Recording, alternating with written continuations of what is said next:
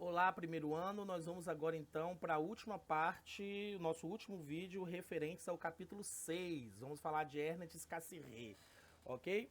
Vamos lá então, dando um zoom aqui no nosso livro. Algumas dicas aqui sobre o que ele estava pensando, né? Cassirer, então, ele foi reitor da Universidade de Hamburgo, né?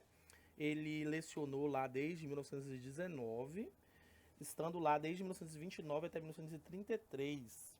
Por ter uma origem judaica, ele teve que se exilar na Inglaterra e depois nos Estados Unidos após a ascensão de Adolf Hitler, tá? E ao poder na Alemanha lá durante o período do totalitarismo alemão, tá?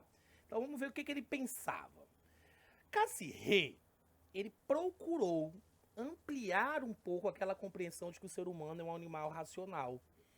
Porque para ele, só falar que ou definir o ser humano como um animal racional não estava legal. Ele falava assim: realmente, o ser humano tem uma parte racional, mas ele também tem uma parte emocional. Ele tem a sua linguagem, a sua lógica científica, a sua imaginação poética.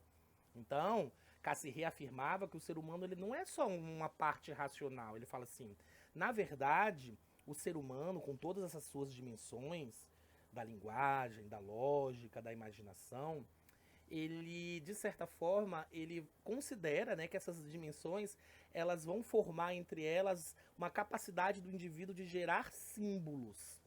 Então, mais do que ser um animal racional, Cassirer afirma que o ser humano é um animal simbólico, ok?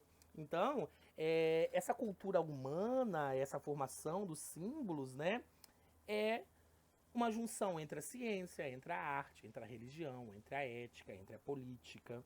Tudo isso junto formam aquilo que Cassirer vai chamar de uma trama de símbolos, ok? E aí a gente fala assim, tá, o que seriam esses símbolos então para Cassirer? Ele fala que existem três sistemas simbólicos fundamentais, tá? Existe o mito, cuja função é expressar. Existe a linguagem comum, cuja função é intuir, representar, e as ciências, cuja função é dar sentidos, tá? Então, o símbolo, segundo Cassirer, é o meio pelo qual o ser humano consegue compreender a totalidade de todos os fenômenos e dos seus sentidos.